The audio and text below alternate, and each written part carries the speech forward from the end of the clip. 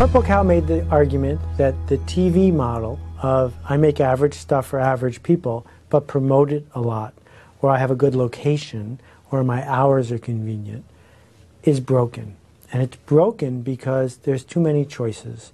There are too many average things to choose from.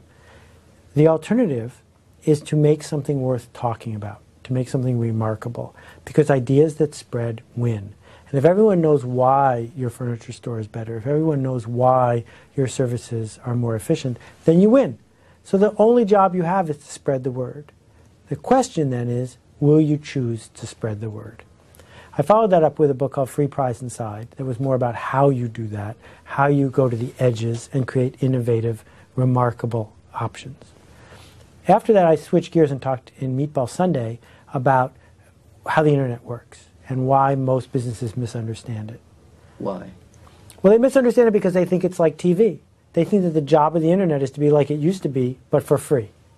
And if you view your website or your banner ads or your YouTube videos or your Twitter account like more chances to yell at more people, you will fail. That in fact, what the internet is about is connecting people to one another. That's why it's called the internet.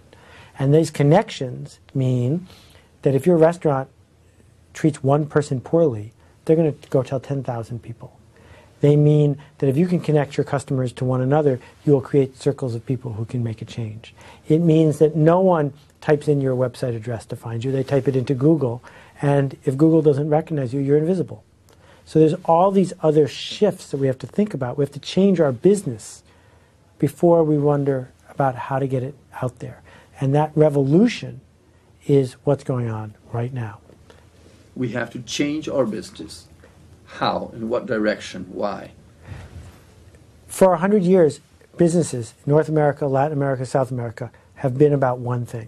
How do you make an efficient factory to make stuff? Mm-hmm. If you have a coal mine, how do you get the coal out of the dirt as cheap as possible? If you're an insurance company, how do you make writing policies as cheap as possible?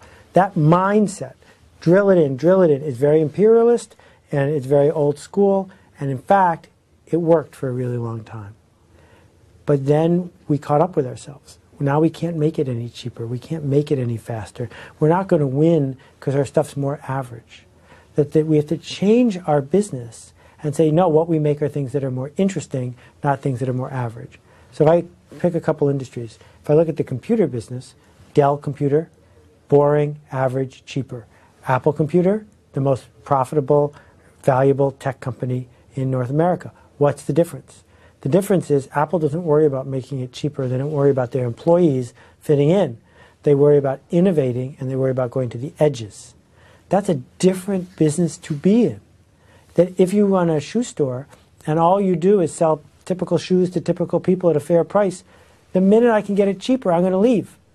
But if you're doing something innovative, there's a furniture store in Boston, for example, that has a roller coaster in the store and a whole special area for husbands. Roller coaster. Yes.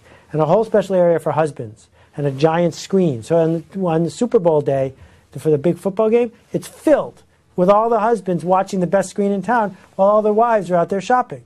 Do they sell furniture? Well, furniture is what their business is, but that's not necessarily what they think of themselves as doing. I'll give you one more example. Yes.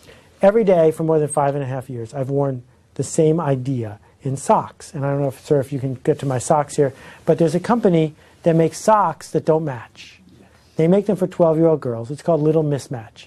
When I first wrote about them, Little Mismatch had $1 million in sales.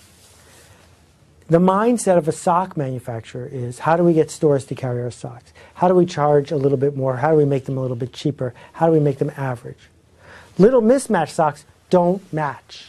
They come in 133 styles, and none of them match. And they're for 12-year-old girls. But not all 12-year-old girls, just some. Which 12-year-old girls? Which? Girls that have a fashion problem. Girls that don't have enough to talk about during lunch or recess.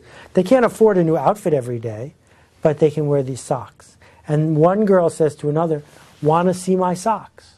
And that is their entire marketing strategy. Want to see my socks? Because then that 12-year-old girl goes home and says to her mom, I need new socks. So you want to know how much they did last year? How much? $40 million. In 5 years, they grew to $40 million. How did they do that? The socks are ordinary. but the story is extraordinary. So if you said to them, what do you do for a living? They wouldn't say, we make socks. They would say, we tell stories.